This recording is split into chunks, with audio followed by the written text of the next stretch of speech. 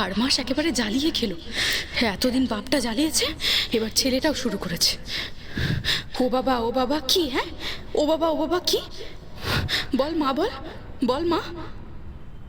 যে বাবাকে ভালো করে চোখে দেখিসনি, তার উপরে অত ভালোবাসা কিসের রে? তোকে পেটে ধরে জন্ম দিল মা, বুকের দুধ খাওয়ালো মা, বুকে নিয়ে রাতে শোয় মা, তোর জন্য চাকরি করে খেটে মরে মা, আর বিপদে পড়লে তুই বাবাকে ডাকবি? শয়তান ছেলে কোথাকার, যেন বাবা ওনার সামনে বসে আছে। এইসব ভাবতে ভাবতে রাস্তা দিয়ে হাঁটছিল জুই। পার্ক সার্কাসের দিকে একটা শপিং মলে কাজ করে জুই। জুইয়ের বাবার রোজগার বেশি না, এখনো ছোট বোনটার বিয়ে দিতে হবে। ইতিমধ্যে স্বামীর ঘর ছেড়ে জুই এখন তার বাপের বাড়িতে, আর তার উপর আবার সাথে ছোট বাচ্চা। জুই এই কাজটা করে বলে একটু সাহায্য হয় তার বাবার, নইলে একার পক্ষে ওই বয়স্ক মানুষটা এতগুলো পেট চালাতে পারতেন না। শুধুমাত্র রূপে মোজে জুই যাকে বিয়ে করেছিল সে ছিল একটা অপদার্থ। নাটককে গুরুত্ব দিতে গিয়ে একটা সময় তাকে চাকরি খোয়াতে হয়। সেই থেকে শুরু হয় অশান্তি। সেই অশান্তির বেড়াজাল কাটিয়ে বের হওয়ার জন্যই তার এই সিদ্ধান্ত। অনেক কষ্টে সে এই কাজটা পেয়েছে। অন্যদিন তার 7টাতেই ছুটি হয়ে যায়, কিন্তু আজ জুইয়ের অফিস ইনচার্জ দত্ত দিদির জন্য বেরোতে অনেকটা দেরি হলো। একেই অনেকটা পথ ওকে একা যেতে হয়, তার উপর যাদবপুরের এই দিকটা এত রাতে রাস্তাঘাট নির্জন হয়ে যায়। রাস্তার মোড়ে মোড়ে আজে বাজে লোকেরা আড্ডা জমায়। আজ 7টার মধ্যে জুইয়ের সব কাজ শেষ হয়ে গিয়েছিল। সবে বেরোতে যাবে উনি কাগজ আর পেন নিয়ে হাজির হয়ে গেলেন। আজ সন্ধ্যায় যে মালগুলো ডেলিভারি এসেছে সেগুলো মিলিয়ে লিস্টটা দেখে নাও। দিদি, এখনই তো 7টা বাজে, আমার বাড়ি যেতে অনেক রাত হয়ে যাবে, ওদিকে আমি একা যাই। ঠিক আছে, করো না, তবে একটা মাল এদিক থেকে ওদিক হলে দায়ী তুমি হবে, মনে রেখো। অগত্যা বসে পড়তে হলো, তাই এত দেরি। জুই মিলনচক্র ক্লাবটা ছাড়িয়ে সবে বড় পুকুরটার কাছে এসেছে। রাস্তার ধারে 4টে লোক তাস খেলছিল, তার মধ্যে দুজন উঠে ওর পিছু নিল। ওদের মতিগতি ভালো বুঝছিল না জুই, তাই ও চলার গতি বাড়িয়ে দিল। কিন্তু কিছু পরে লোক 4টে জুইকে চারিদিক থেকে ঘিরে ফেলল। এদিকে কোথায় যাওয়া হচ্ছে ম্যাডামের? জুই বুঝল বিপদ আসন্ন। পথ ছাড়ুন, আমি লোকাল মেয়ে, আমি কিন্তু চেঁচামেচি শুরু করে দেব। চেঁচিও না, কেউ আসবে না। জুই বুঝলো বিপদে পড়ে গেছে। লোকগুলোকে দেখতে কি কুৎসিত, কেমন বিচ্ছিরি মুখ করে ওরা হাসছে। ভয়তে কান্না পেয়ে গেল জুইয়ের। কিন্তু হঠাৎ চারিদিকে কেমন শো শো করে ঝড় উঠল।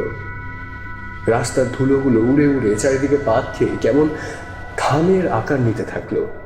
আর ওই লোক 4টে হঠাৎ কি যেন দেখে চিৎকার করতে করতে দৌড় দিল।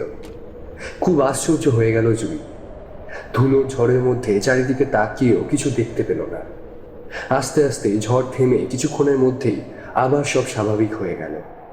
জুই দেখতে পেল খুব লম্বা চওড়া পেশি বহুল চেহারার এক সুদর্শন পুরুষ ওর সামনে দাঁড়িয়ে আছেন। অবিকল পলাশ, শুধু ইনি আর একটু লম্বা, আর এনার স্বাস্থ্যটা খুব ভালো। হঠাৎ দেখলে পলাশ বলে ভুল হবে। জুইয়ের দিকে তাকিয়ে মুচকি মুচকি হাসছিলেন তিনি। জুই তাকাতেই বললেন, আর কোনো ভয় নেই রে মা, আমি ওদের তাড়িয়ে দিয়েছি। খুব আশ্চর্য হয়ে গেল জুই। একে তো এই লোকটি বয়সের যুবক, তা ওকে মা বলে তুই তোকারি করছে, তার উপর আবার দাবি করছে ওই নাকি শয়তানগুলোকে তাড়িয়েছে। লোকটার কি মতলব কে জানে। আপনি কে? আমার নাম রাঘব নারায়ণ চৌধুরী। যে চৌধুরী পরিবারে তোর বিয়ে হয়েছে আমি তাদেরই পূর্বপুরুষ। আজ থেকে প্রায় 220 বছর আগে আমি জীবিত ছিলাম। লোকটার কথা শুনে ওই রাতে শুনশান রাস্তায় জুই আঁতকে উঠে প্রায় ভিড়মি খেয়ে পড়ে যাচ্ছিল। কে যেন খুব নরম করে ওকে ধরে আবার দাঁড় করিয়ে দিল। ধাতস্থ হতে একটু সময় লাগলো জুইয়ের, তারপর সাহস করে বলল, আপনি যে আত্মা তার প্রমাণ কি? এই সব বলার পিছনে আপনার যে অন্য কোনো উদ্দেশ্য নেই বুঝবো কেমন করে? আমি একা আসিনি রে মা, আমার সঙ্গে স্ত্রীও আছেন। ওনার কথা শেষ হতে না হতেই জুই দেখল এক পরমা সুন্দরী মহিলা ওর সামনেই দাঁড়িয়ে আছেন। ঠিক যেন মাটি ফুঁড়ে বেরিয়ে এলেন। এতক্ষণ উনি কোথায় ছিলেন? আশ্চর্য হয়ে গেল জুই। আপনি কোথা থেকে এলেন? আপনি তো ছিলেন না। হাসতে হাসতে মহিলাটি বললেন, আমি এখানেই ছিলাম তো, তুই দেখতে পাসনি মা? আসলে আমরা আত্মা তো, সূক্ষ্ম দেহে থাকলে আমাদের দেখা যায় না। আমি তো তোকে ধরলাম। আপনারা আমার কাছে কেন এসেছেন? তার আগে তুই আমাকে ভয় পাওয়া বন্ধ কর। কেউ আমাকে ভয় পেলে আমার খুব কান্না পায়, এই জন্য আমি লোককে দেখা দিই না। আচ্ছা আচ্ছা, আর আর আর ভয় পাচ্ছি না। এবার বলুন কেন এসেছেন? পলাশের খুব বিপদ মা। শুধু পলাশ নয়, এর সঙ্গে গোটা চৌধুরী পরিবার, এমনকি আমরাও জড়িয়ে আছি।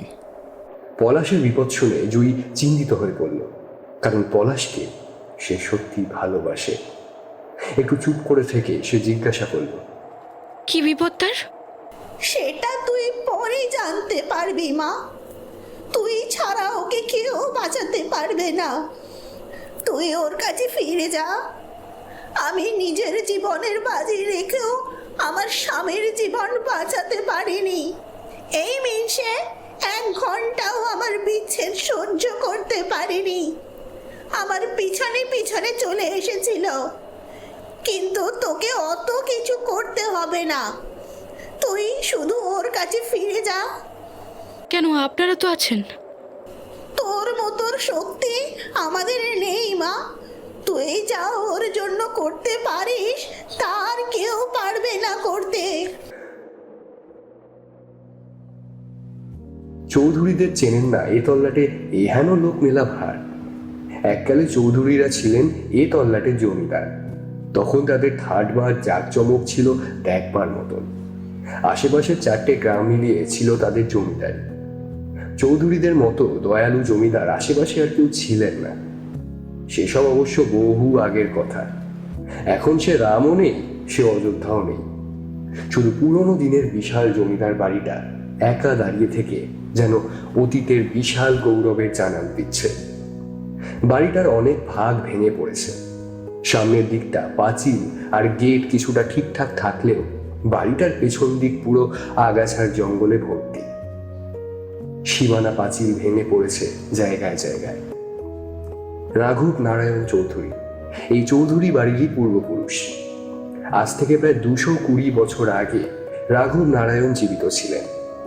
রাঘব নারায়ণের সময় চৌধুরীদের ভয় বাঘে গরুতে এক ঘাটে জল খেত। দেখার মতন চেহারা ছিল রাঘব নারায়ণের। প্রায় 6 ফুট লম্বা, ইয়া তাগড়া দশাশই চেহারা, মাথায় কাঁধ পর্যন্ত কোঁকড়ানো চুল, টকটকে লাল গায়ের রং। যে দেখত সে তাকিয়ে থাকত। লাঠি খেলা, তলোয়ারবাজি আর কুস্তিতে রাঘব নারায়ণের সমান কেউ এ তল্লাটে তখন ছিল না। দেশ বিদেশের বহু কুস্তিগীরকে রাঘব নারায়ণ মাটির ধুলো চাটিয়ে ছেড়েছেন। রাঘব নারায়ণের স্ত্রীর নাম ছিল মোহিনী। তার 12 বছর বয়সে রাঘব নারায়ণ তাকে বিয়ে করেছিলেন। অপূর্ব সুন্দরী ছিলেন মোহিনী দেবী। দুধে আলতা গায়ের রং, কোমর পর্যন্ত ঝর্ণার মতন চুল, টানা টানা চোখ। যে দেখত সে চোখ ফেরাতে পারত না। কিন্তু মোহিনী দেবীর কোনো সন্তান হয়নি। যদিও রাঘব নারায়ণ এগুলো কোনোদিন গায়ে মাখেননি। তিনি লাঠি খেলা, তলোয়ারবাজি, কুস্তি শিখিয়ে নিজের যোগ্য সঙ্গিনী হিসেবে তৈরি করে নিয়েছিলেন মোহিনীকে। সমস্ত প্রশাসনিক কাজে রাঘব নারায়ণকে সাহায্য করতেন মোহিনী। তাকে সঙ্গে নিয়ে নিজের জমিদারির প্রভৃত উন্নতি সাধন করেছিলেন রাঘব নারায়ণ।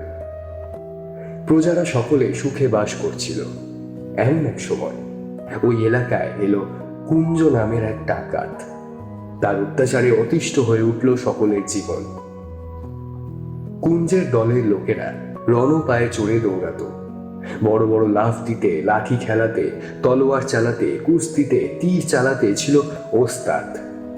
বিদ্যুৎ চমকের মতন তারা আসতো আর কাজ ছেড়ে নিমেষে হাওয়া হয়ে যেত। রাঘব নারায়ণের লেঠেলরা কিছুতেই কুঞ্জর দলের সঙ্গে লড়াইতে পেরে উঠছিল না। তাদের অনেকেই কুঞ্জ আর তার দলবলের বিরুদ্ধে লড়তে গিয়ে মারা গেল। রাঘব নারায়ণ পড়ে গেলেন অথই জলে। বাধ্য হয়ে রাঘব নারায়ণ ইস্ট ইন্ডিয়া কোম্পানির কাছে সাহায্য চাইলেন, কিন্তু কোম্পানির ধান্দা ছিল নিজেদের মুনাফা। রাঘব নারায়ণের অনুরোধে সরাসরি সাহায্য করতে তারা রাজি হলো না। সাহায্যের বিনিময়ে মোটা টাকা দাবি করল। তাদের প্রস্তাবে রাঘব রাজি হলেন না। রাঘব নারায়ণ ঠিক করলেন তিনি একাই কুঞ্জর ডেরায় হানা দিয়ে তাকে হত্যা করবেন। রাঘব নারায়ণ দিকে দিকে দক্ষ গুপ্তচর লাগালেন। তারা কয়েকদিনের মধ্যেই কুঞ্জর ডেরার ঠিকানা রাঘব নারায়ণকে এনে দিল। একটা দিন বেছে নিয়ে রাঘব নারায়ণ ঠিক করলেন তিনি কুঞ্জর ডেরায় সেই দিন হানা দেবেন। নির্দিষ্ট দিনে সন্ধেবেলায় রাঘব নারায়ণ ঘোড়ায় চেপে রওনা দিলেন। কিন্তু সবে চৌধুরী বাড়ির প্রধান ফটক পেরিয়েছেন, মোহিনী একটা ঘোড়ায় চেপে এসে রাঘব নারায়ণের পথ আটকে দাঁড়ালেন। আমিও যাব আপনার সঙ্গে। মোহিনী, ওখানে বিপদ আছে। আমি কুঞ্জর সঙ্গে লড়তে যাচ্ছি। এক ভয়ানক ডাকাত। আমার প্রাণ সংশয় হতে পারে, আমি নাও ফিরতে পারি। তাই তো আমিও যাব আপনার সঙ্গে। আমাকে আপনার নিয়ে যেতেই হবে, আমার মাথার দিব্যি। রাঘব নারায়ণ আর না করতে পারলেন না। ধুতির মতন মালকোচা মেরে শাড়ি পরে মাথায় পাগড়ি বেঁধেছিলেন মোহিনী। অপূর্ব লাগছিল তাকে। রাঘব নারায়ণ চোখ ফেরাতে পারলেন না। দুজনে বেরিয়ে পড়লেন। গভীর জঙ্গলের ভেতর একটা সরু খাল পেরিয়ে কুঞ্জর ডেরা। রাঘব নারায়ণ ও মোহিনী দেবী খুব সন্তর্পণে এগোচ্ছিলেন, কিন্তু খাল পেরোতেই একদল লোক তাদের ঘিরে ফেলল। রাঘব নারায়ণ বুঝলেন ধরা পড়ে গেছেন। লোকগুলো এদের ঘোড়ার লাগাম টেনে ধরল। লোকগুলো ওনাদের ঘোড়ায় চাপিয়ে টেনে নিয়ে চলল। গভীর জঙ্গলের ভেতর দিয়ে বেশ কিছু দূর যাওয়ার পর চারিদিকে জঙ্গলে ঘেরা একটা মাঠে এসে পৌঁছলো ওরা। মাঠের মাঝখানে একটা বেদিতে একটা লম্বা দশাশই চেহারার লোক বসেছিল। যে লোকগুলো রাঘবদের ধরে এনেছিল তাদের মধ্যে নেতা গোছের লোকটা ওই লোকটার কাছে গিয়ে মাথা নিচু করে দাঁড়ালো। এই দুই আগন্তুককে ধরে এনেছি সর্দার। রাঘব বুঝলেন এই কুঞ্জ। কুঞ্জ রাঘবের দিকে তাকালো। আপনারা? আমার নাম হয়তো আপনি শুনেছেন। আমি রাঘব নারায়ণ চৌধুরী। আরে বাচ্চা ছেলেটি? আমি ওনার সহকারী। তা আপনারা কি মনে করে? তুমি ভালোই জানো কুঞ্জ আমার আসার কারণ। তবু বলি, আমি তোমার কাছে একটা প্রস্তাব নিয়ে এসেছি। কিরকম প্রস্তাব? আমি তোমার সঙ্গে দ্বন্দ্বযুদ্ধে নামতে চাই। যদি তুমি যেত তবে আমি নিজেই তোমায় সমস্ত সম্পদ তোমার হাতে তুলে দেব। কিন্তু যদি তুমি হেরে যাও তবে তুমি চিরকালের মতো এই অঞ্চল ছেড়ে চলে যাবে। রাজি? তা বেশ ভালোই প্রস্তাব। না কুঞ্জ, তোমাকে আমার সঙ্গে প্রথমে লড়তে হবে। না, এ হতে পারে না। কুঞ্জ হাত তুলে রাঘবকে থামিয়ে দিল।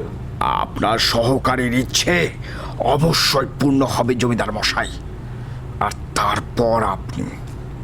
মোহিনী, এ কি করছো তুমি? কুঞ্জ রাঘবের কথা শুনে ফেলল। ও, উনি তাহলে আপনার সহকারী নন, রানী মোহিনী দেবী স্বয়ং। কিন্তু মাফ করবেন, কুঞ্জ মহিলাদের সঙ্গে লড়ে না। রাঘব স্বস্তির নিঃশ্বাস ফেলল। তবে আমাদের লড়াই শুরু হোক কুঞ্জ।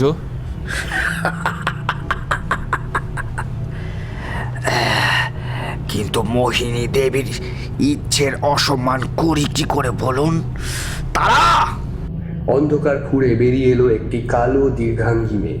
অত্যন্ত বলশালী চেহারা, চুল শক্ত করে বাঁধা, পরনে ধুতির মতন মালকোচা মেরে পরা শাড়ি। জমিদার মশাই, এই আমার সঙ্গিনী তারা মোহিনী দেবীর সঙ্গেও লড়বে। ওনাদের লড়াই হয়ে যাওয়ার পর আমাদের লড়াই হবে। এই দুটো লড়াইতেই আমার কোনো লোক নাক গলাবে না। যদি আমরা হেরে যাই তবে এখান থেকে চলে যাব, আর আপনারা হেরে গেলে আপনি আপনার কথা রাখবেন। আসুন রানীমা, খালি হাতেই হোক আপনাদের লড়াই, আর 3 পতনের হার কিন্তু। যার আগে 3 বার পতন হবে তাকে হার মেনে নিতে হবে। কুঞ্জর কথায় সম্মতি জানিয়ে মাথার পাগড়িটা খুলে রেখে তারার বিরুদ্ধে লড়তে এগিয়ে গেলেন মোহিনী। শুরু হয়ে গেল দুজনের মল্লযুদ্ধ। গভীর জঙ্গলের মাঝে শুরু হলো ভয়ঙ্কর এক পাশবিক লড়াই। একটু পরেই রাঘব নারায়ণ বুঝতে পারলেন দাও প্যাচ, শক্তি, দম, ক্ষিপ্রতা সবেতেই তারা মোহিনীর থেকে অনেক এগিয়ে। তারা মোহিনীকে ঠেলে ধীরে ধীরে অন্ধকারে জঙ্গলের দিকে নিয়ে যাচ্ছিল। বারবার মোহিনীর বুক আর পেট অরক্ষিত পেয়ে সেখানে আঘাত করছিল। শেষ পর্যন্ত কিন্তু মোহিনী এঁটে উঠতে পারলেন না তারার কাছে। তারার মুহুর্মুহু ক্ষিপ্র আক্রমণে বেসামাল হয়ে পড়লেন মোহিনী। তাকে এর আগে এমন কাতর হয়ে পড়তে দেখেননি রাঘব। হঠাৎ সুযোগ পেয়ে আচমকা মোহিনীর পেটে হাঁটু দিয়ে প্রচন্ড আঘাত করলো তারা। সামলাতে না পেরে মাটিতে ছিটকে পড়ে ধরাশায়ী হলেন মোহিনী। প্রথম পতন হলো তার। ডাকাতের দল উল্লাসে ফেটে পড়ল। তারার মুখে ক্রূর হাসি। 8 ঘন্টা লড়াইয়ের পর তারা মোহিনীকে মাথায় তুলে আছাড় মেরে ফেলে দিল। মোহিনী আবার উঠে দাঁড়ালেন, কিন্তু তারা আবার তাকে আছাড় মেরে ফেলে দিল। এবার কিন্তু মোহিনী আর উঠে দাঁড়াতে পারলেন না। আর তারা অসম্ভব ক্ষিপ্রতায় মোহিনীর বুকের ওপর চেপে বসে নিজের কোমর থেকে একটা সরু ছুরি বের করে আনলো। তারা কিন্তু ততক্ষণে তারা মোহিনীর বুকের মাঝখানে আমূল বসিয়ে দিয়েছে ছুরিটা। একটা অস্ফুট শব্দ করে 2-3 বার কেঁপে স্থির হয়ে গেলেন মোহিনী। চিরতরে একটা নিষ্ঠুর বিজয়িনীর হাসি দিয়ে উঠে দাঁড়ালো তারা। তুই কি করলি তারা? এই অন্যায়! রাঘব নারায়ণ বুঝলেন মোহিনী তাকে ছেড়ে চলে গিয়েছেন চিরতরে। অসম্ভব ক্রোধে তিনি ঝাঁপিয়ে পড়লেন কুঞ্জর উপর। ধোবিপাট, বৈতায়ন সহ মল্লযুদ্ধের সমস্ত দাও প্যাচ প্রয়োগ করতে লাগলেন দুজনে। অসম্ভব ক্ষিপ্রতায় চলতে লাগলো লড়াই।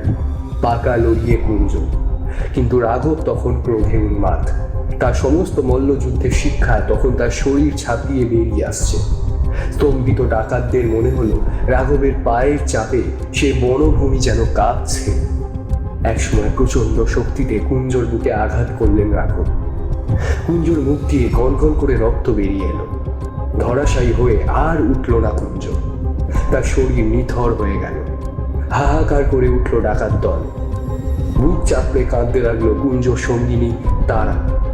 আর শোকে উন্মত্ত রাঘব নারায়ণ ধীরে ধীরে এগিয়ে গেলেন মোহিনীর দেহের কাছে। তার বুকের থেকে খুলে নিলেন ছুরিটা আর সেটা বসিয়ে দিলেন নিজের বুকে। নিজের দেহত্যাগ করে রাঘব নারায়ণের আত্মা বাড়ির দিকে রওনা দিলেন। খাল পেরিয়েই দেখলেন মোহিনী দাঁড়িয়ে আছেন। তাকে দেখে স্মিত হাসলেন মোহিনী। 1 ঘন্টাও বিচ্ছেদ সইল না তোমার? ঠিক পিছনে পিছনে চলে এসেছো। বড় ভালোবাসি যে। বিশাল জমিদার বাড়ি যেটুকু ভাগ বাসযোগ্য তারও রক্ষণাবেক্ষণের অভাব চারিদিকে স্পষ্ট। আর রক্ষণাবেক্ষণ করবেই বা কে? এই পরিবারের সব শরীর এখান থেকে চলে গেছে। কেউ মুম্বাই, কেউ দিল্লি, কেউ বা একেবারে ভারতের বাইরে। কিন্তু শুধু যেতে পারেননি পলাশের বাবা। পলাশের বাবার নাম নিবারণ বাবু। নিবারণ বাবু স্থানীয় একটা স্কুলের শিক্ষক। বিয়ে করেছিলেন পাশের গ্রামের মেয়ে সবিতাকে। নিবারণ বাবু শ্বশুরবাড়ি সূত্রে প্রাপ্ত 1 বিঘা চাষের জমি ছিল। আর ছিল পেছনের বাগানের আগাছার মধ্যে প্রকৃতির নিয়মে বেড়ে ওঠা একটা কলা বাগান। নিবারণ বাবুর বাবা তাকে কিছু টাকা পয়সাও দিয়ে গিয়েছিলেন। তাই স্ত্রী ও এক ছেলে পলাশকে নিয়ে দিন কেটে যাচ্ছিল নিবারণ বাবু। অন্য শরিকদের মতন ধনী হতে না পারলেও নিবারণ বাবুর দিন সচ্ছলভাবেই কাটছিল। আগের জমিদারি এখন না থাকলেও এলাকার মানুষ, ভালো মানুষ নিবারণকে ভালোবাসে এবং শ্রদ্ধা করে। ডাকেও জমিদার বাবু বলে। তারা নিবারণকে এতটাই ভালোবাসে যে 2 বার পঞ্চায়েত নির্বাচনে নির্দল প্রার্থী হিসেবে দাঁড়িয়ে বিপুল ভোটে জিতেছিলেন নিবারণ এবং পঞ্চায়েত প্রধান হয়েছিলেন সর্বসম্মতিক্রমে। তাই বাইরে গিয়ে জীবনের উন্নতি করতে না পারলেও তার জন্মভূমি তাকে কম কিছু দেয়নি। তবে নিবারণের জীবনে একটা অশান্তি আছে। আছে তার একমাত্র ছেলে পলাশকে নিয়ে। পলাশ এমনিতে খুব ভালো ছেলে, নম্র, ভদ্র, দেখতে সুন্দর, পরোপকারী। লেখাপড়াতেও পলাশ খারাপ ছিল না। বিকমে তার ভালো রেজাল্ট ছিল। কিন্তু পলাশের দোষ ছিল একটাই, দিন রাত নাটক করে বেড়ানো। কাজে কর্মে পলাশের একবারেই মন ছিল না। যদি থাকতো তাহলে বাবার চাষের জমি আর কলা বাগান থেকে তার যা আয় হতো তাতে চাকরির কোনো দরকার তার ছিল না। কিন্তু পলাশ সে কথা শুনবে না। তার শুধু ওই নাটক আর নাটক। পলাশকে পথে আনতে এক বন্ধুকে বলে কয়ে একটা বেসরকারি কোম্পানিতে ওকে চাকরিতে ঢুকিয়েছিলেন নিবারণ। তারপর খাস কলকাতার ভালো ঘরের সুন্দরী মেয়ে দেখে পলাশের বিয়েও দিয়েছিলেন। পলাশের স্ত্রী জুই মেয়ে হিসেবে খুব ভালো, বিয়ের পর সুখেই কাটছিল দিন, একটা ছেলেও হয়েছিল। কিন্তু পলাশের সুখে থাকতে ভূতে কুলোলো। নাটক নাটক করে একদিন চাকরিটা গেল। তারপরে বিবাহিত জীবনের ভালোবাসার বাঁধনগুলো হঠাৎ আলগা হয়ে গেল একটু একটু করে। এমনিভাবেই জুই একদিন ছেলে কোলে নিয়ে চলে গেল, আর ফিরে আসবে না জানিয়ে। জুই চলে যাবার পর খুব চুপচাপ হয়ে গেল পলাশ। অনুভব করলো নির্জনতা কাকে বলে, বুঝলো একাকিত্ব কি জিনিস। পলাশ এই বিশাল বাড়ির আনাচে কানাচে ঘুরে বেড়ায়, বাগানের গাছপালার সঙ্গে কথা বলে, দেওয়ালে কান পেতে পুরনো দিনের অব্যক্ত ইতিহাসের কথা শোনার চেষ্টা করে। কারণ তার তো আর কোনো কাজ নেই। কয়েকদিন নাটকের দলে গিয়েও মন বসাতে পারেনি পলাশ, ফলে সেই থেকে নাটকও বন্ধ। পলাশকে দেখতে ঠিক রাঘব নারায়ণের মতোই, যদিও তার স্বাস্থ্য অত ভালো নয়। রাঘব নারায়ণ আর মোহিনী দেবীর আত্মা আর মুক্তি পায়নি। এই চৌধুরী বাড়ির আনাচে কানাচে তারা ঘুরে বেড়ায়। চৌধুরীদের পাতাল কুটুরিতে থাকা গুপ্তধন পাহারা দেন আর লক্ষ্য রাখেন চৌধুরী বাড়ির সমস্ত ভালো মন্দের উপর, বিশেষ করে এখন পলাশের উপর। নিজের মতন অবিকল দেখতে কোনো বংশধরের হাতে গুপ্তধন তুলে দিতে পারলে তবেই তার আর মোহিনীর মুক্তি হবে। গত প্রায় 2 শতাব্দী ধরে এই সুযোগ আসেনি, কিন্তু পলাশের মতিগতি দেখে তার হাতে গুপ্তধন তুলে দিতে রাজি নন রাঘব নারায়ণ। যে নিজের বউ বাচ্চার দেখভাল করতে পারে না, সে কি সামলাবে চৌধুরীদের ঐশ্বর্য? জুইকে কোনো দোষ দেয় না পলাশ। একবারে খোদ কলকাতার যাদবপুরের মেয়ে হলেও এই গণ্ডগ্রামে এসে এসে দিব্যি মানিয়ে নিয়েছিল। এই আধভাঙা পুরনো দিনের প্রাসাদে নিজের জগৎ তৈরি করে নিয়েছিল জুই। অত আধুনিক মেয়ে, সে অবলীলায় পাড়ার সোনা বৌদি, কাঞ্চন, অনিমা, ডলি বৌদিদের আপন করে নিয়ে ওদের সঙ্গে মিশে গিয়েছিল। জুইয়ের সঙ্গে এই গ্রামের পথঘাট, মাঠ, নদীর ধারে অনেক ঘুরেছে পলাশ। তার জীবনে একমাত্র প্রেমের স্মৃতি তার বিবাহিত স্ত্রীর সঙ্গে। সত্যি বলতে কি, পলাশের জীবনের প্রথম এবং একমাত্র নারী হচ্ছে জুই। তার প্রথম ভালোবাসা, প্রথম প্রেম হচ্ছে জুই। পলাশের মনে বসন্তের প্রথম কুড়ি ফুটিয়েছিল জুই, কিন্তু তাল কেটে গেল পলাশের চাকরিটা চলে যাওয়ায়। আসলে পলাশের আর্থিক দুর্বলতা জুই কোনোদিনও মানতে পারেনি। সে খালি পলাশকে চাকরির পরেও চাষের কাজ বা অন্যান্য ব্যবসা করতে বলতো। জুই বোধহয় একটু পরশ্রী কাতর বেশি। এই পরশ্রী কাতর হওয়া বা বেশি টাকা পয়সার লোভ পলাশের কোনোদিনই নেই। তবে এখন পলাশের মনে হয় টাকা পয়সা রোজগার করার ইচ্ছেটা থাকা বোধহয় ভালো। আজ একটা বিশেষ দিন। আজকের দিনেই পলাশ আর জুইয়ের ফুল সজ্জা হয়েছিল। সেই খাটটা আজও আছে, শুধু জুই আর নেই।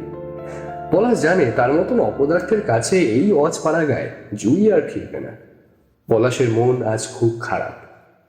পলাশের মন খারাপের সঙ্গী হলো ঘুটে, পলাশের নতুন বন্ধু। রোগা লিকলিকে ঘুটে এই গ্রামে নতুন। অধিকারী পাড়ায় একটা ঘর ভাড়া করে থাকে।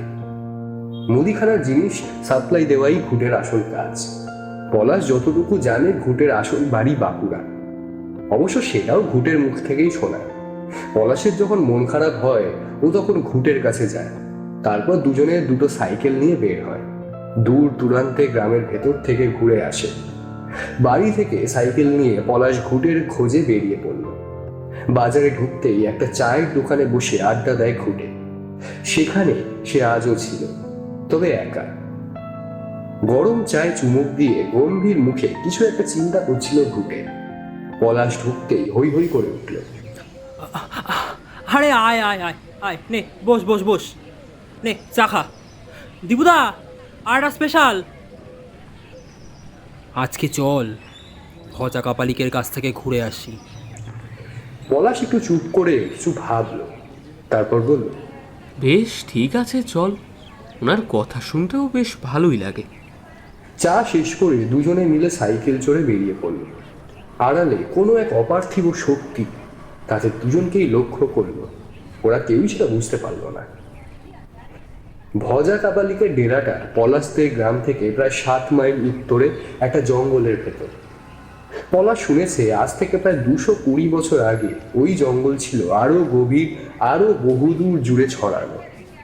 ওই জঙ্গলের মধ্যে ছিল কুঞ্জ ডাকাতের আস্তানা, যাকে হত্যা করেছিল পলাশের এক পূর্বপুরুষ। যদিও কালের প্রবাহে জঙ্গল এখন অনেক পাতলা হয়ে গেছে, ডাকাতের ভয়ও নেই, কারণ ডাকাতরা এখন আর জঙ্গলে থাকে না, তারা থাকে বিভিন্ন ক্লাবে আর মদের ঠেকে। তবুও জায়গাটা এখনো খুব নির্জন। গত বছর খানেক ধরে ভজা কাপালিক এখানে ডেরা বেঁধেছে। সে আগে কোথায় কি করতো কেউ জানে না। পলাশ যখন ঘুঁটেকে নিয়ে ভজা কাপালিকের ডেরার দিকে প্রায় 3 মাইল পথ এগিয়ে এসেছে, তখন হঠাৎ খাকি পোশাক পরা একটা লোক ওর পথ আটকে দাঁড়িয়ে পড়ল। আপনি তো পলাশ চৌধুরী? আপনাকে তো ঠিক চিনলাম না। নমস্কার, আমি তপন দত্ত, এখানকার থানার নতুন দারোগা। ও ও আচ্ছা আচ্ছা, তা আমার সঙ্গে কি দরকার? আপনাকে এখন একবার আমার সঙ্গে থানায় যেতে হবে। মানে কেন? আহা, চলুন না, গেলেই জানতে পারবেন। বাধ্য হয়ে ঘুঁটেকে ছেড়ে দিয়ে তপন দত্তর সাথে চলল পলাশ। থানায় একটা সুখবর পলাশের জন্য অপেক্ষা করছিল। পঞ্চায়েতে অনেক দিন ধরেই ও একটা চাকরির চেষ্টা করছিল।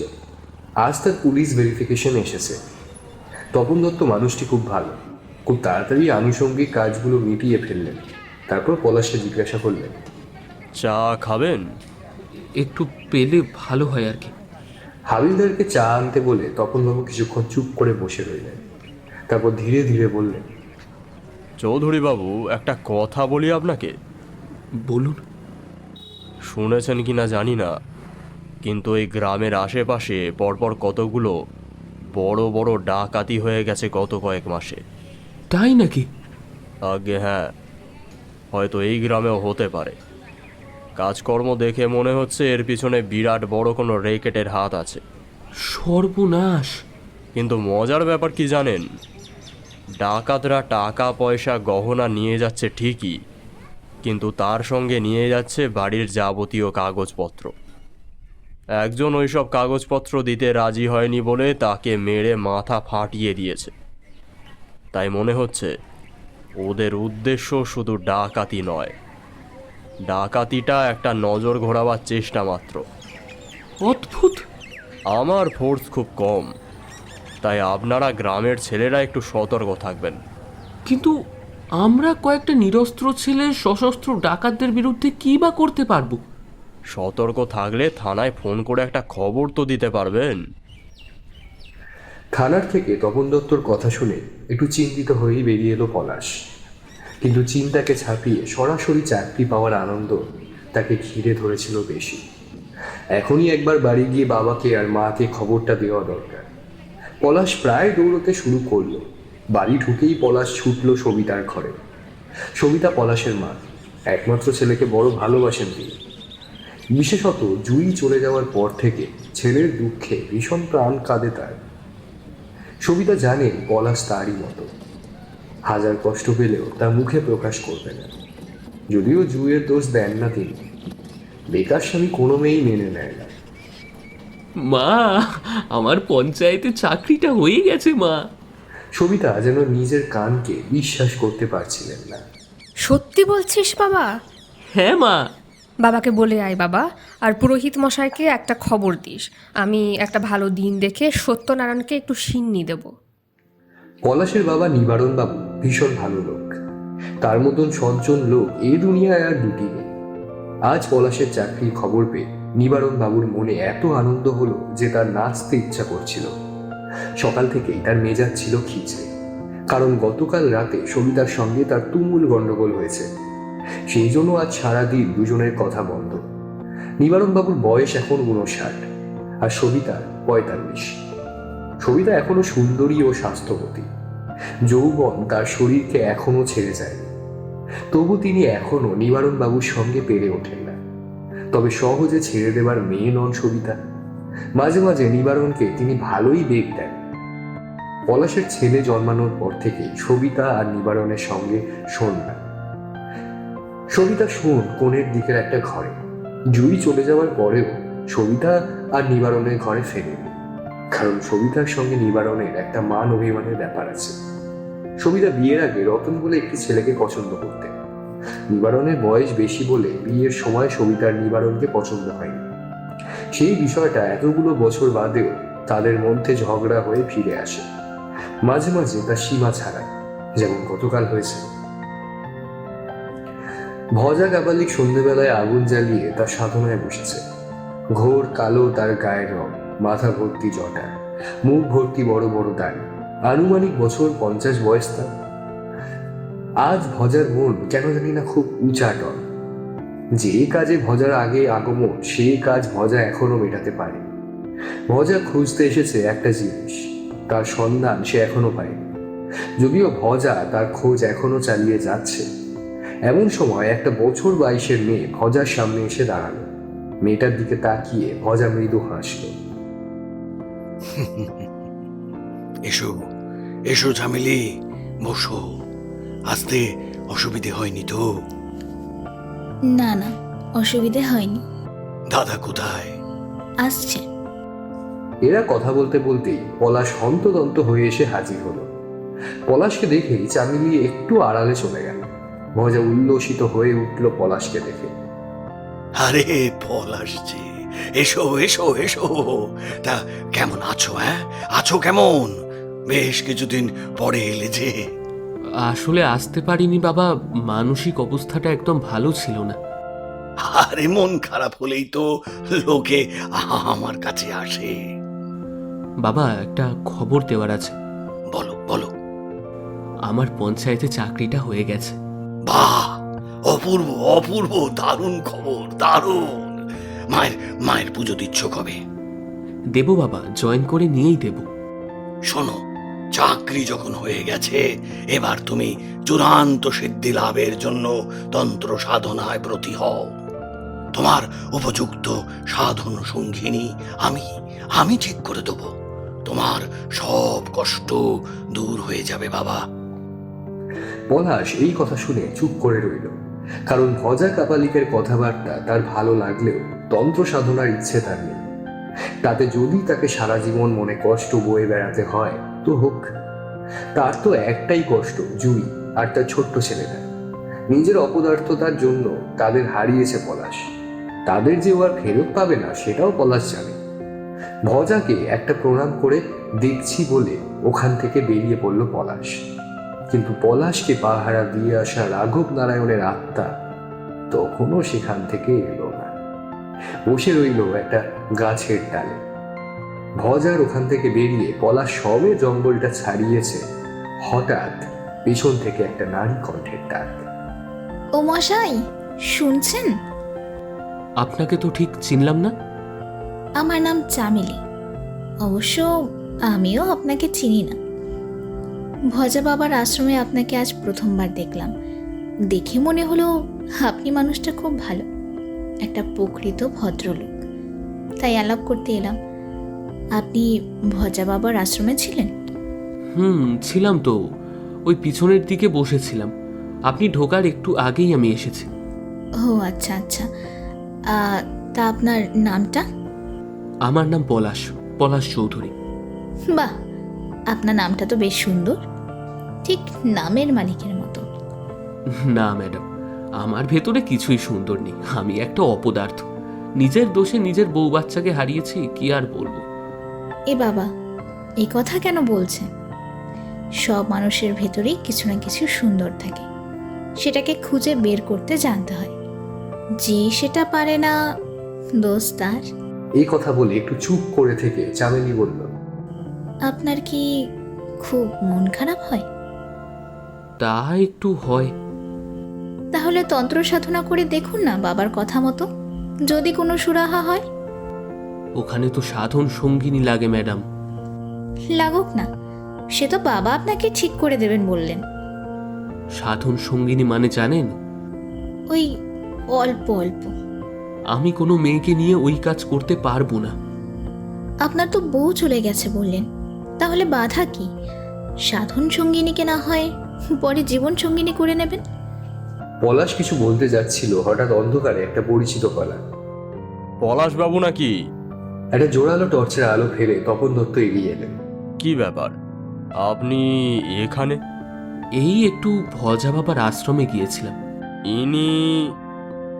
এনাকে তো ঠিক চিনলাম না। আমার নাম চামেলি। পলাশবাবু, আমি আসি, আমার দেরি হয়ে গেছে। চামেলি হন হন করে এগিয়ে গেল। চামেলি চলে যাওয়ার দিকে তাকিয়ে নিয়ে তপন দত্ত বললেন, ইনি কে? আপনার গার্লফ্রেন্ড নাকি? না, ওনার সঙ্গে আমার পরিচয় আপনার সঙ্গে দেখা হওয়ার কিছুক্ষণ আগে। কোনো মহিলার সঙ্গে রাস্তায় দাঁড়িয়ে কথা বললেই কি সে গার্লফ্রেন্ড হয়ে যায় নাকি?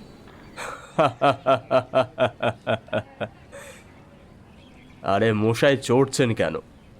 আমরা পুলিশের লোক, আমাদের কথাবার্তাই ওরকম। তবে ভদ্রমহিলা পরিচয় দিতে গিয়ে শুধু বললেন ওনার নাম চামেলি। এটা কোনো পরিচয় হতে পারে না। তার উপরে এই অন্ধকারে এই পাণ্ডব বর্জিত জায়গায় ওই বয়সের মেয়ে একা।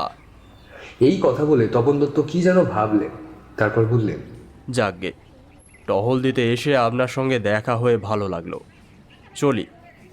তপনবাবু চলে গেলেন। ওদের পেছনে দাঁড়িয়ে রাঘব নারায়ণের আত্মা সব শুনল।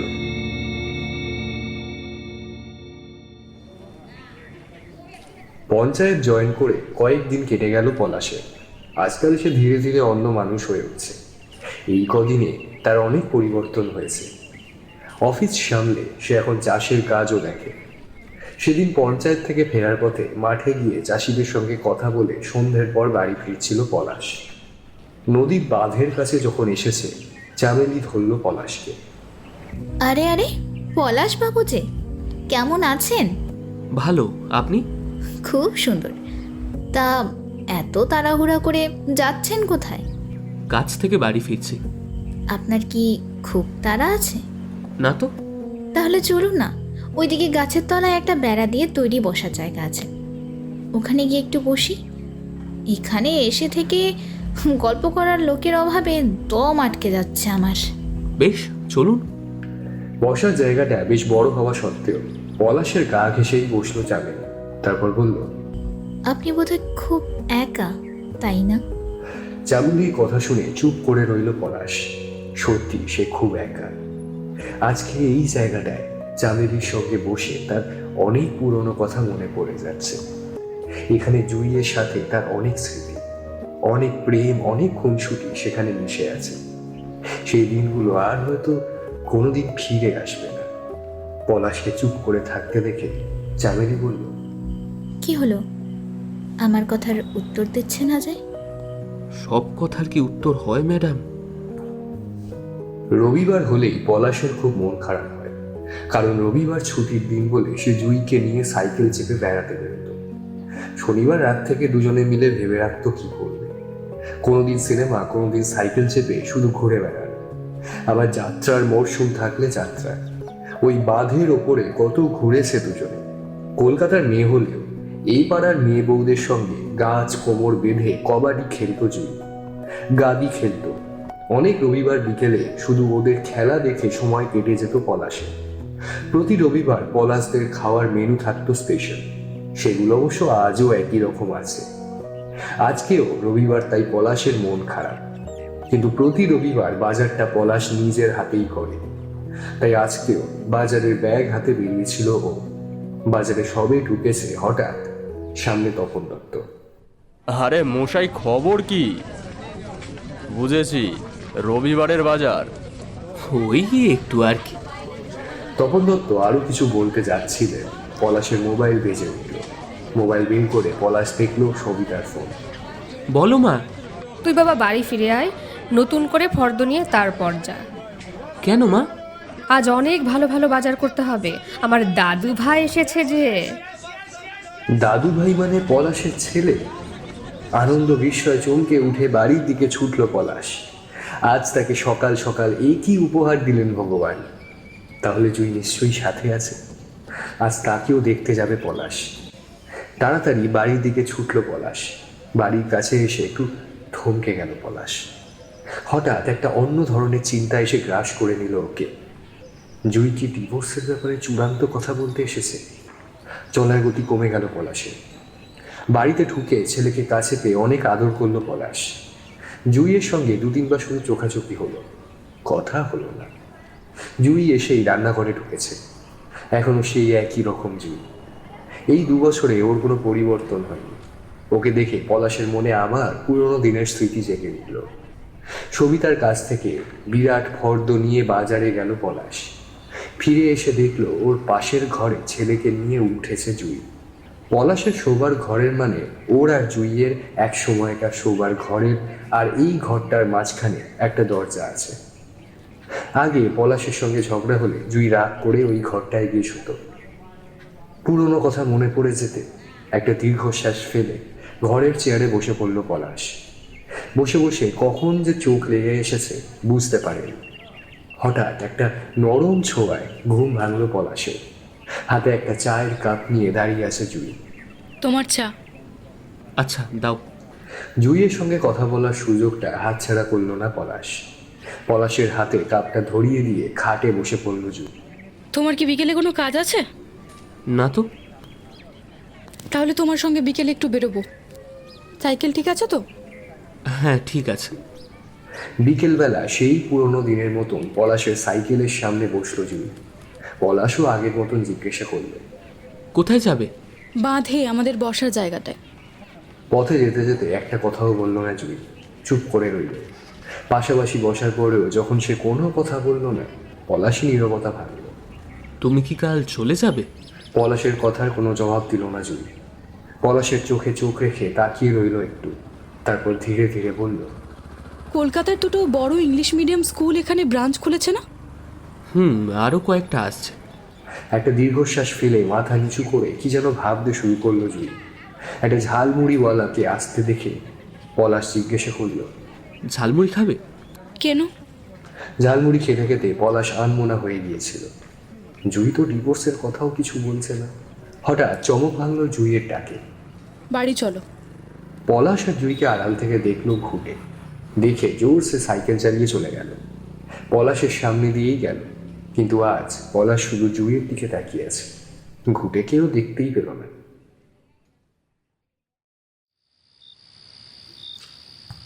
রাতে বিছানায় শুয়ে ছটফট করছিল পলাশ।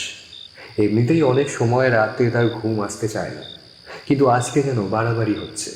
পলাশের ঘরে ছেলেকে ঘুম পাড়াচ্ছে জুই। মাঝে মাঝে মা ছেলে গন্ডগোল কানে আসছে। ভালোই লাগছিল পলাশের। 2 ঘরের মাঝের দরজাটা ভেজানো। একবার ভাবলো উঠে ও ঘরে যায়, কিন্তু জুই কিছু ভাবতে পারে ভেবে ভাবনাটা মন থেকে ঝেড়ে ফেললো পলাশ। একটু পরেই অবশ্য সব চুপচাপ হয়ে গেল। তার মানে ছেলে ঘুমিয়েই পড়েছে। একটু পরে জুইও নিশ্চয় ঘুমিয়ে পড়বে, জেগে থাকবে শুধু পলাশ। কিন্তু একটু পরেই পলাশকে অবাক করে মাঝখানে দরজার একটা পাল্লা খুলে গেল। জুই নিঃশব্দে এই ঘরে ঢুকলো। ঘর অন্ধকার করে রেখেছিল পলাশ। জুই খুঁজে খুঁজে 0 লাইট জ্বালালো। হতবাক হয়ে গেল পলাশ, এত রাতে জুই তার ঘরে। বিছানার কাছে এসে পলাশকে জেগে থাকতে দেখে জুই জিজ্ঞাসা করলো, ঘুমোওনি? না গো, ঘুম আসছে না। তুমিও তো জেগে আছো দেখছি। এইভাবে শুয়েছো কেন? সরে শো। আমি শোবো কোথায়? তুমি আমার পাশে শোবে? আর কোথায় শোবো? আমি পাশে শুলে কি খুব অসুবিধা? না না, সে কি, ওই জায়গাটা যতদিন থাকবে তোমার থাকবে, কিন্তু তুমি তো আবার ফিরে যাবে। যদি কোনো ঘটনা এর মধ্যে ঘটে যায় তাই বলছিলাম। পলাশের পাশে শুয়ে পড়তে পড়তে জুই বলল, সে ঘটনা তো আগেও ঘটেছে, আবার না হয় ঘটবে। আর তোমাকে কে বললো যে আমি আবার ফিরে যাব? তুমি আবার এখানে থাকবে জুই? তোমার ছেলের ভীষণ বাবা বাবা বাই, কাঁদলেই তোমাকে ডাকবে। তাই ভাবলাম এখানেই থাকবো। ওই চাষের জমি, কলা বাগান আমি নিজেই দেখব। তুমি চাকরি না করলেও আমাদের চলে যাবে। কালকে এই নিয়ে বাবার সঙ্গে কথা বলবো। তার আর দরকার হবে না জুই। আমি এখন পঞ্চায়েতে চাকরি করি। চাষের কাজ, কলা বাগান, এই সবগুলো আমিই দেখি। আমি আর নাটকও করি না এখন। সত্যি বলছো? সত্যি। সকাল থেকে এতক্ষণ ধরে বলনি তো? ভেবেছিলাম তুমি বোধহয় ডিভোর্সের কথা বলতে এসেছো, তাই বলিনি। আমার মুখে কোনোদিন ডিভোর্সের কথা শুনেছো? না। তাহলে বলছো কেন? ঠিক আছে, আর বলবো না। হ্যাঁ গো, তোমার নাকি খুব বিপদ। কে বলল? তোমাদের পূর্বপুরুষ রাঘব নারায়ণ চৌধুরীর আত্মা। এসব তুমি কি বলছো জুই? জুই তখন সেদিনের সব কথা পলাশকে খুলে বলল। পলাশ সব শুনে বলল, আমার মনে হচ্ছে গত 2 বছর তোমারও রাতে ঘুম হয়নি। হয়নি তো, অনেক কষ্ট পেয়েছি, শুকনো বিছানা কেঁদে ভাসিয়েছি। আজকে এসো, দুজনে যাতে ঘুমোতে পারি সেই চেষ্টাই করি। পলাশ কাছে টেনে নিল স্ত্রীকে। আবার জুইয়ের শরীরে সেই পরিচিত গন্ধ, একটু একটু করে তাতে ডুব দিল পলাশ।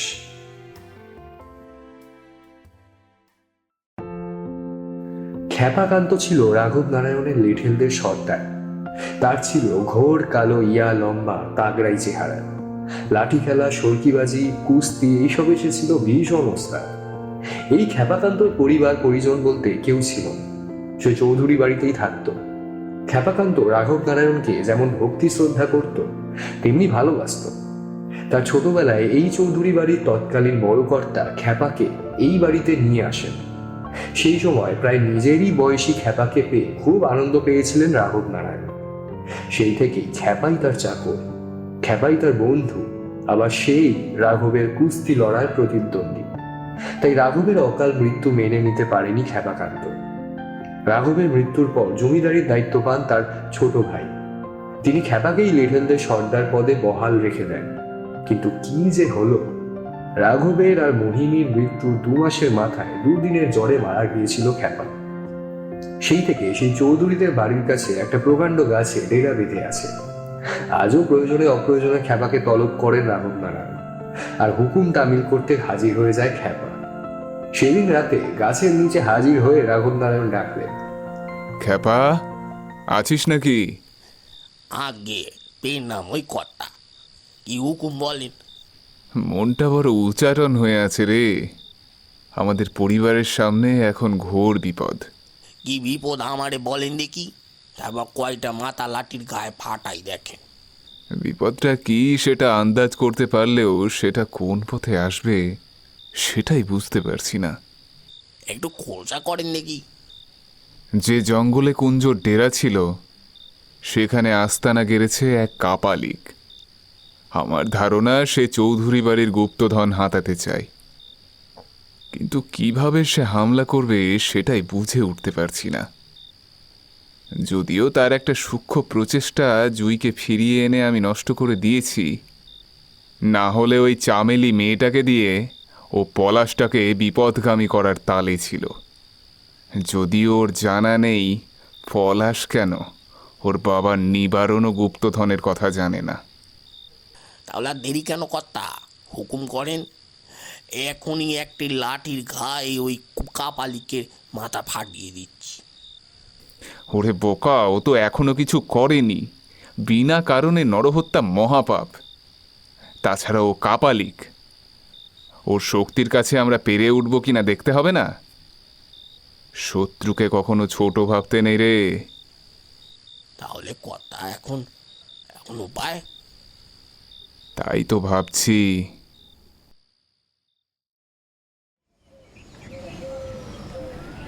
পলাশ পঞ্চায়েতে আর নিবারণ স্কুলে। জুই আর সবিতা রান্নার বন্দোবস্ত করতে ব্যস্ত। জুই আর একমাত্র নাতি পুপুনের ফিরে আসার আনন্দে নিবারণ রোজ ঢালাও করে বাজার করে আনছে, আর তার ঝক্কি সামলাতে হচ্ছে সবিতা আর জুইকে। ওদিকে ছোট্ট পুপুন গোটা বাড়িতে একা খেলে বেড়াচ্ছিল। খেলতে খেলতে সে বাগানে বেরিয়ে এলো। হঠাৎ পেছন থেকে 2 শক্ত পোক্ত হাত ওকে টক করে ধরে কোলে নিয়ে জোরে দৌড়তে শুরু করলো। পুপুন কান্না শুরু করার আগেই লোকটা চৌধুরী বাড়ির সীমানা পেরিয়ে গেল। এই ঘটনার কিছুক্ষণ পর দুধ খাওয়াবে বলে পুপুনকে খুঁজতে শুরু করলো জুই। পুপুন, পুপুন, পুপুন, পুপুন। বারান্দায় নেই, বাগানেও নেই। কোথায় গেল ছেলে? হ্যাঁ, পুপুন, পুপুন। ওর চিৎকারে সবিতা ছুটে এলেন। দুজনে মিলে গোটা চৌধুরী বাড়ির সব দিকে খুঁজলেন। ছেলে নেই। দুজনে পাড়ায় খুঁজতে বেরোলেন, পুপুন কোথাও নেই। খবর পেয়ে পলাশ এলো, নিবারণ এলেন। একটু পরেই চলে এলেন তপন দত্ত। সবাই মিলে তন্ন তন্ন করে খোঁজা হলো, কিন্তু তাকে পাওয়া গেল না। দেখতে দেখতে সন্ধে হয়ে গেল, অন্ধকার ঘনিয়ে এলো। জুই ঘরে বসে সমানে কাঁদছিল। সবিতা কিংকর্তব্য বিমূঢ় হয়ে পাশে বসেছিলেন। এমন সময় মোহিনী দেবী দেখা দিলেন। কি রে জুই মা, ছেলেকে পাচ্ছিস না? আপনি আপনি আপনি এসেছেন? আমার ছেলেটা হারিয়ে গেছে। আপনারা বলেছিলেন বিপদের কথা, বিপদ সেই সত্যিই হলো। ভয় পাস না মা, আমরা আছি তো। ভূত! জুই মা, ওকে বারণ কর ভয় পেতে, আমি কিন্তু কেঁদে ফেলবো। মা, কি হচ্ছে কি? ওনাদের দেখে কি মনে হচ্ছে ওনারা ভয় পাওয়ার মতো?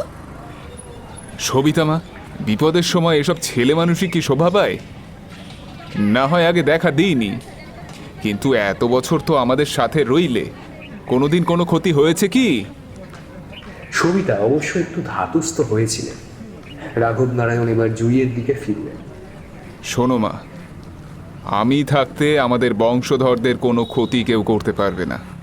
আমি খ্যাপাকে পাঠিয়েছি তার খবর নিতে।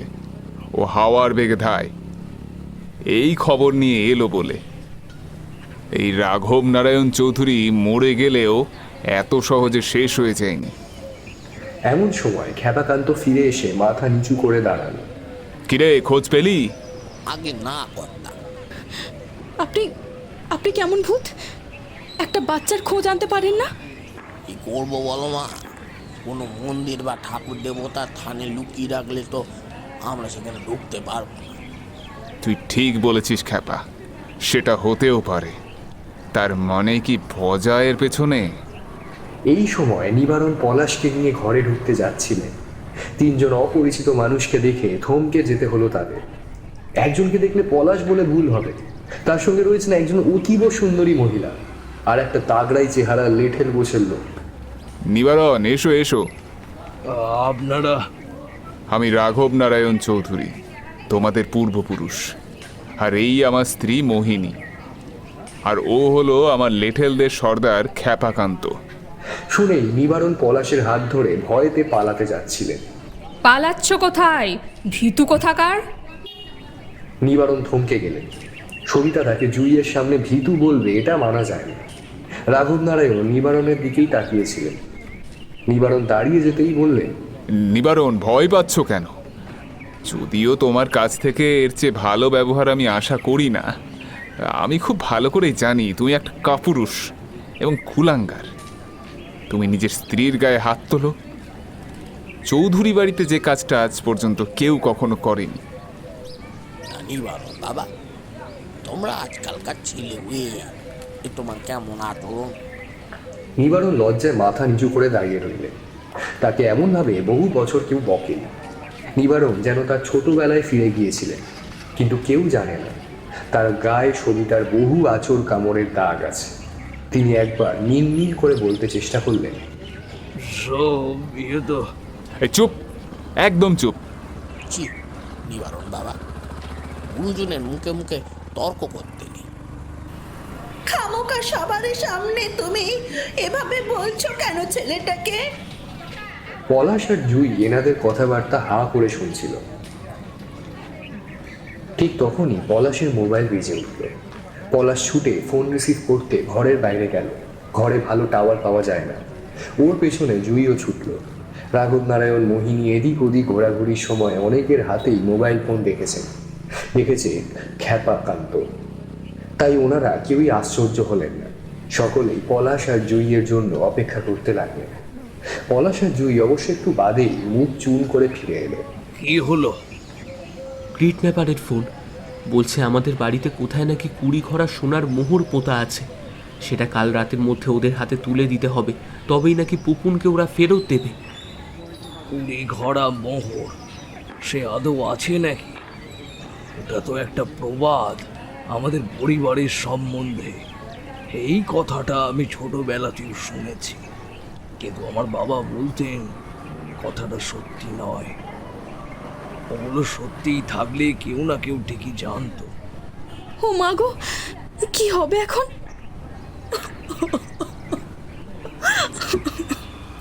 কাঁদিস নে মা জুই, ওই মোহরগুলো সত্যিই আছে। আমি আর মোহিনী এতকাল যক্ষী হয়ে ওগুলো সব পাহারা দিচ্ছি। এবারের নিচে মাটির তলায় চূড়া কুঠুরিতে। তবে ওই মোহরগুলো ওই শয়তানগুলোর হাতে যাবে না। আর তোর ছেলেও ফিরে আসবে, ওগুলো সব পাবে পলাশ। পলাশের হাতে ওগুলো তুলে দিয়ে তবেই আমাদের মুক্তি। বাবা পলাশ, তুই একটু আমার এই খ্যাপার সঙ্গে আয় তো, নিবারণও এসো। পরদিন রাতে একটা গাড়িতে অনেকগুলো বস্তা চাপিয়ে পলাশ জঙ্গলের ভেতর কিডন্যাপারদের বলে দেওয়া নির্দিষ্ট জায়গায় হাজির হলো। গাড়ি থেকে বস্তাগুলো নামিয়ে অন্ধকারে রেখে গাড়িটাকে ছেড়ে দিল পলাশ। দিয়ে অন্ধকারে বসে রইল কারোর অপেক্ষায়। তবে বেশিক্ষণ অপেক্ষা করতে হলো না। অন্ধকারের ভেতর থেকে ঘুঁটে বেরিয়ে এলো। কিরে পলাশ, এসে গেছিস? মোহরগুলো এনেছিস তো? ঘুঁটে তুই? আমি রে, কত কাল আর ডাকাতি করে পেট চালাবো বলতো? এই আশেপাশে যে ডাকাতিগুলো হচ্ছে আমরাই তো করছি ওগুলো, যদিও ওগুলো ফর শো। আমাদের আসল উদ্দেশ্য অন্য। যাই হোক, আমি আর ভজাদা মিলে ঠিক করলাম এবার একটা বড় দাও মারতে হবে। তোদের বাড়ির গুপ্তধনের কথা কানে এলো, আর এখানে এসে ডেরা বাঁধলাম। তোর সঙ্গে ভাবও জমালাম। আমার বোন চামেলিকে দিয়ে তোকে পটানোরও চেষ্টা করলাম, কিন্তু হলো না, কোনো লাভ হলো না, বুঝলি? শেষে বাধ্য হয়েই তো তোর ছেলেকে কিডন্যাপ করতে হলো, না হলে এবার বড্ড দেরি হয়ে যাচ্ছিল। তবে তুই ভাবিস না, মোহরগুলো পেয়ে গেলেই তোর ছেলেকে ছেড়ে দেবো। এই কোথায়, দে এবার ওগুলো। পলাশ অন্ধকারে বস্তাগুলো যেদিকে ছিল সেদিকে দেখিয়ে বলল, ওই যে ওইখানে। ঘুঁটের চোখ লোভে চকচক করে উঠল। সে তাড়াতাড়ি ওগুলোর দিকে এগিয়ে গেল। ঠিক তখনই পলাশ ওর একটা হাত চেপে ধরে হ্যাঁচকা টান দিল, আর ঘুঁটে মুখ ঠুকরে গিয়ে পড়লো অন্ধকারে। কিন্তু ঘুঁটে পাকা গুন্ডা, সে স্প্রিংয়ের মতো উঠে দাঁড়িয়ে তেড়ে গেল পলাশের দিকে। কিন্তু আজ পলাশ অন্য মানুষ। তার একটা সজোরে ঘুষি আবার ছিটকে ফেলে দিল ঘুঁটেকে। কিন্তু ঘুঁটে আজ একা আসেনি, তার সঙ্গে অন্য সাঙ্গপাঙ্গরা ছিল। তারা অন্ধকার ফুঁড়ে যেন বেরিয়ে এলো। পলাশকে ঘিরে ফেললো তারা।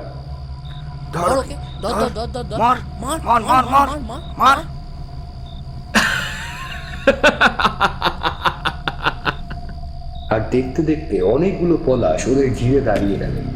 ওই দেখে লোকগুলো ওরে বাবারে মারে, ভূত ভূত বাঁচাও বলে প্রাণপণে দৌড় দিল। ওই দেখে ঘুঁটেও পালাতে গেল, কিন্তু ওই পলাশগুলো তাকে এমন ভাবে তাড়া করলো যে পালাতে গিয়ে পা পিছলে পড়ে জ্ঞান হারালো ঘুঁটে। ভজা কাবালিক তার ডেরায় আগুন জ্বালিয়ে বসেছিল। সে ভাবছিল 20 ঘড়া সোনা মোহরের কথা। এমন সময় ঘুঁটে অন্ধকারের ভেতর থেকে ধীরে ধীরে তার দিকে এগিয়ে এলো। ভজাদা! কিরে, মোহর পেলি? না গো, পলাশটা এমন শয়তান, একটা সাংঘাতিক খেলা খেললো। কে খেলা খেললো? হ্যাঁ বেটা, মিথ্যে কথা বলার জায়গা পাস না।